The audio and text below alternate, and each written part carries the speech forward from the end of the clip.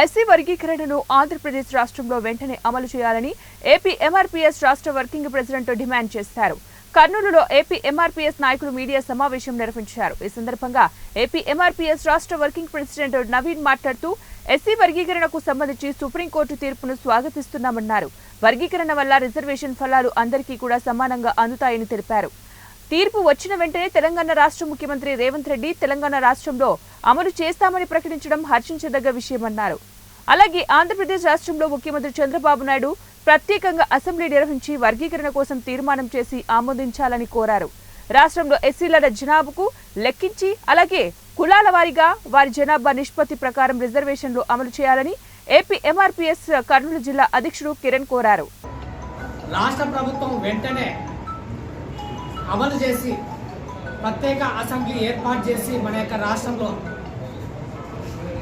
ఆ యొక్క వర్గీకరణ బిల్లును చట్టబద్ధం చేయాలనేసి మేము ఆంధ్రప్రదేశ్ ప్రభుత్వాన్ని కూడా డిమాండ్ చేస్తూ ఉన్నాం. సుప్రీంకోర్టు ఆదేశాలను వచ్చిన వెంటనే తెలంగాణ రాష్ట్ర ముఖ్యమంత్రి రేవంత్ రెడ్డి గారు ఈ యొక్క సంవత్సరంలోనే ఈ యొక్క విద్యా సంవత్సరంలోనే వర్గీకరణ బిల్లును ఆమోదింపజేస్తాం.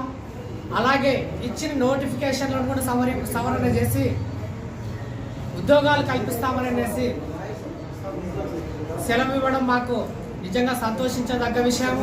అలాగే ఈ యొక్క వర్గీకరణ విషయంలో ఆలస్యం చేస్తే ఈ యొక్క పోరాటానికి కూడా ఏపీఎంఆర్పీఎస్ తరఫున మేము ముందుంటామనేసి తెలియజేస్తుంది.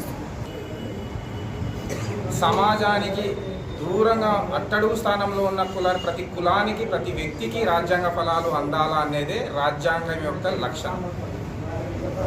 మన దేశంలో మన భారతదేశంలో చివరిన ఉన్న ప్రతి ఒక్క పౌరుడికి రాజ్యాంగ రిజర్వేషన్ ఫలాలు అందాలా అనేది మాదిగ రిజర్వేషన్ పోరాట సమితి యొక్క లక్షణం. ఇదేదో మాదిగల కోసమే మేము